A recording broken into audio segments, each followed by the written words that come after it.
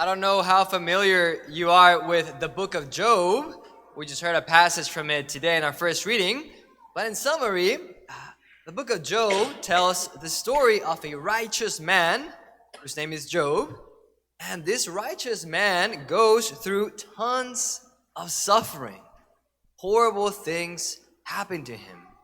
And this leads him to ask himself tons of deep questions about life and reality. Things like, why am I suffering? Or what is the point of life? Or why is God allowing this to happen to me? Etc. Eventually though, and spoiler alert if you haven't read the whole book, the book ends with Job's life being completely restored to him, and ultimately with a happy death. The passage we heard in our first reading is during the time when Job is having a really rough time. So it's a very kind of gloomy passage. Let me read you a couple of the lines we heard. This is Job speaking. He says, "Is not man's life on earth a drudgery? I have been assigned months of misery, and troubled nights have been allotted to me. If in bed I say, when shall I arise? Then the night drags on. I am filled with restlessness until the dawn. I shall not see happiness again." Clearly, Job is having a rough time. And so from this passage and from Job's story, there are a lot of rich theological themes we could explore. Things like, why do good people suffer? Or why do evil people seem to often prosper? Why does God, our loving God, allow suffering? But the theme I want to kind of touch on today, to focus on, is very specific, and it has to do with something that we are currently living. Our culture today is increasingly giving an erroneous answer to the problem of suffering. What is this erroneous answer that our culture is increasingly giving to suffering? Euthanasia. That's what I want to focus on today. Euthanasia. What is euthanasia? So euthanasia is a practice of intentionally ending the life of a person who is handicapped, sick, dying, or suffering greatly. So a person maybe is reaching the end of their life, or maybe they have a terminal disease, maybe they're suffering a lot. And so euthanasia usually entails giving a substance to this person to end their life. What for? So they don't suffer anymore. It's a quote-unquote answer being given to suffering. A form of euthanasia that is what is commonly called physician-assisted suicide. Doc, I'm suffering a lot, right? It's only a matter of time before I die. Could you give me a substance, a pill, or something that I can intake and I can take so that I can die and not suffer anymore?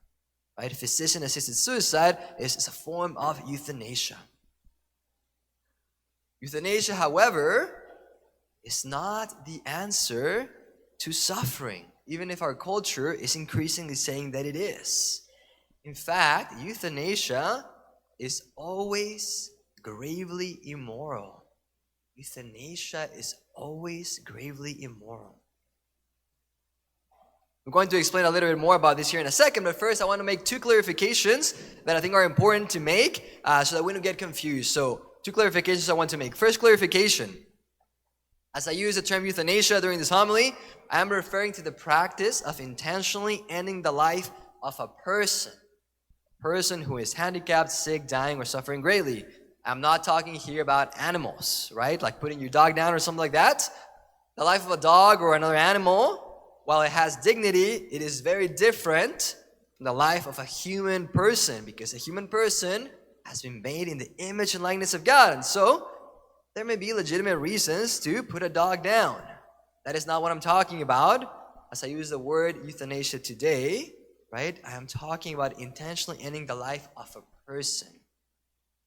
So that's the first clarification. The second clarification is that as I use this word, euthanasia, I am not talking about discontinuing medical procedures that are burdensome, or medical procedures that are dangerous or extraordinary or disproportionate.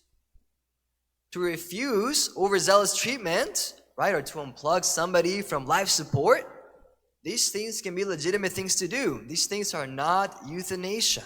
Why? Because euthanasia is willing, right, to end the life of a person and doing something to actively, right, cause this death. Discontinuing burdensome medical procedures is just allowing nature to do its thing. Right? One may get to the point where there's nothing else that is reasonable to do for a person, so we allow nature to take its course, right? We allow the person to pass away. This is legitimate. It is very different from what I'm talking about when we are giving something to a person to cause their death, ultimately really to kill them, right? That's what euthanasia is. Having made these clarifications, let me go back to what I was saying. Euthanasia is always gravely immoral. Euthanasia is one of those things that the church calls an intrinsic evil. What is an intrinsic evil? You know, there's things that can be good or bad, right, depending on circumstances and depending on intentions. For example, maybe cutting somebody's toe off, right? Is that always evil? Well, not necessarily. If you cut somebody's toe just to inflict pain, well, yes, that's awful. That's very evil, not good. On the other hand, a person could have, a huge infection, right, on their toe, and perhaps the only way to bring this person back to health, to help them, is indeed to cut this toe off, right? So cutting somebody's toe off is not always evil. It is not an intrinsic evil. It kind of depends on circumstances and intentions. But there are other things that are always immoral, no matter the circumstances or the intentions with which they are done. And this is what the church calls intrinsic evils. Always immoral, no matter the circumstance or the intention. Well, euthanasia is an intrinsic evil. No matter the good intentions or difficult circumstances, euthanasia is ultimately murder. And so it is not the answer to suffering. We cannot take the life of an innocent person even if they are suffering greatly. It goes against their dignity, it goes against the dignity of the human person. And it actually believes the lie that suffering is pointless and meaningless for the human person, which is not true. Suffering is not pointless or meaningless for the human person. And I'm going to talk more about this here in a second. But let me kind of tell you why. As I was reading the book of Job, I was kind of moved to talk about this subject of euthanasia.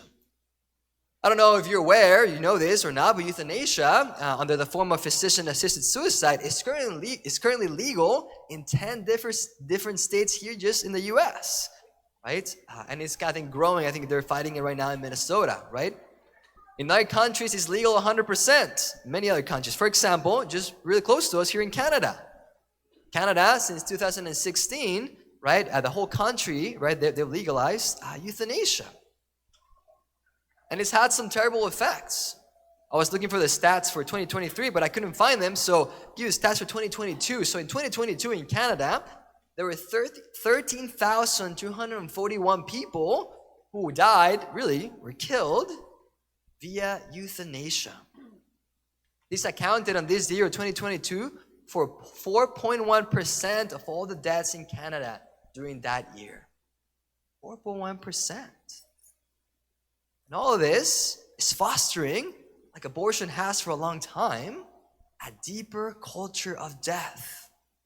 Let me share with you kind of how this culture of death begins to happen. So this is in Canada as well. In 2022, this woman had to testify before the Canadian House of Commons that while she spent 5 years fighting the Veteran Affairs Department for a wheelchair ramp, that department eventually offered, in writing, some assistance in taking her life. What country, if a veteran asks for a ramp, offers suicide instead? This same year, 2022, and again in Canada, the same Veterans Affairs Department offered assistance suicide to a veteran seeking treatment for PTSD and a traumatic brain injury.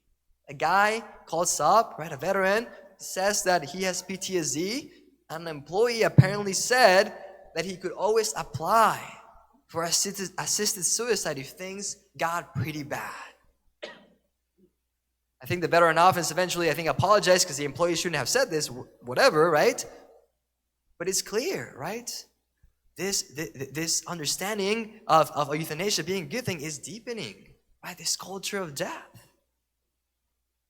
Instead of exploring ways on how to better accompany those who are suffering, instead of loving those who are suffering and being with them, instead of investing and developing our hospice and palliative care, so that indeed people who are approaching the end of their life, people who are suffering, who are experiencing great health issues, may not suffer as much, wanting to take a shortcut.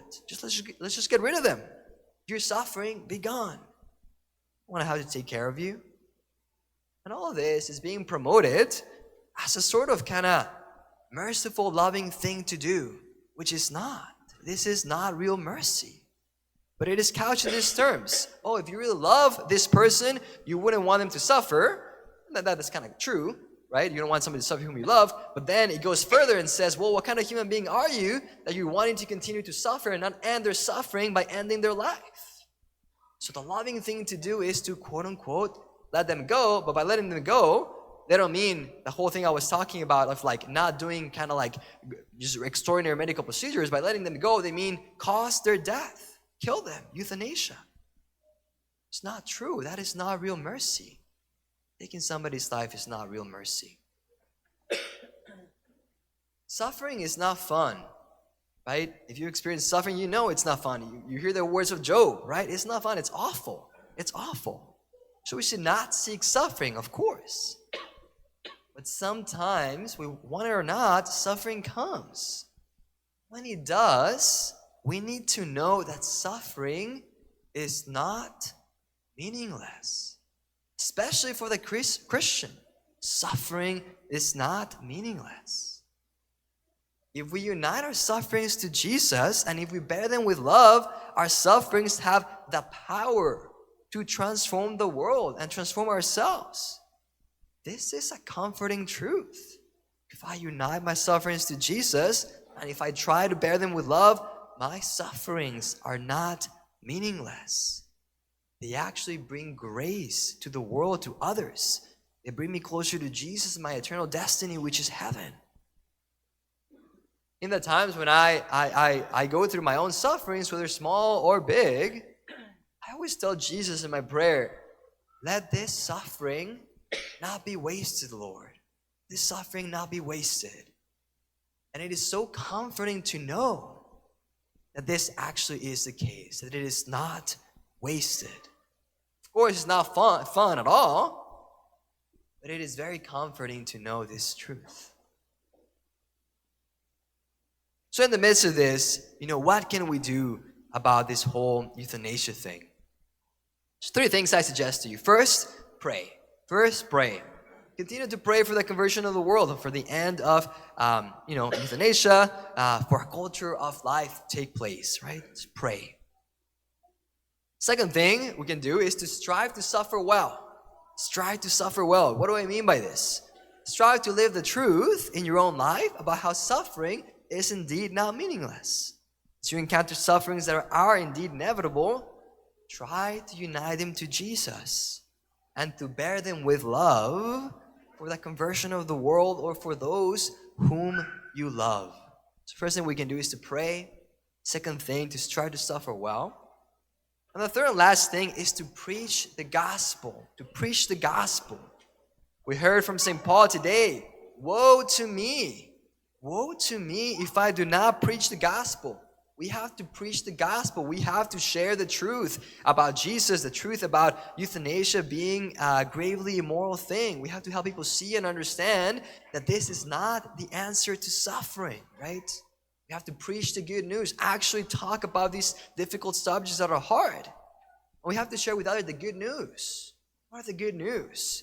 The life is worth living even when it entails suffering. You have to share the good news that our sufferings do not have to be meaningless. So pray, strive to suffer well, and preach the gospel.